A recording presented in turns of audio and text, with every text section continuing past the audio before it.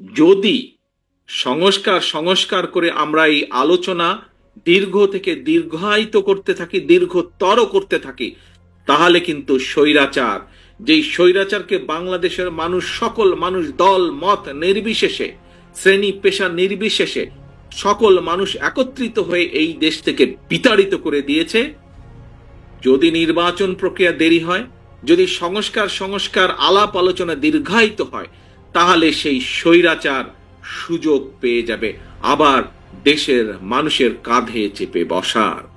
কাজেই যে সকল বিজ্ঞ ব্যক্তিবর্গ, সমাজের বিজ্ঞ ব্যক্তিবর্গ, সম্মানিত ব্যক্তিবর্গ যারা সংস্কারের কথা বলছেন, আপনাদের সকলের কাছে রাজনৈতিক দলের অবস্থান থেকে আপনাদের কাছে আহ্বান জানিয়ে বলতে চাই, সংস্কার বক্তব্য রেখে দয়া করে এই আলাপ দীর্ঘায়িত করবেন না।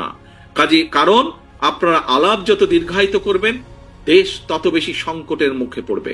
আপনারা সংস্কার আলাপ যত দীর্ঘায়িত করবেন, দেশে তত ষড়যন্ত্রকারীরা ষড়যন্ত্র করার সুযোগ পাবে।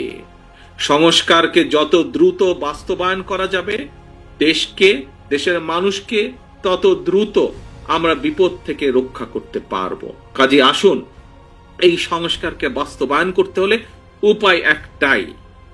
যেই সংস্কার প্রস্তাব বিএনপি দিয়েছে, যেই সংস্কার প্রস্তাব অন্তর্বর্তীকালীন সরকারের কমিশনগুলো তৈরি করে দিয়েছে, যেটাই হোক না কেন, এই সংস্কারকে যদি বাস্তবায়ন করতে হয়, নির্বাচন ছাড়া আর কোনো রাস্তা নাই। একটি পথ, নির্বাচন, জনগণের নির্বাচন এবং জনগণের নির্বাচন।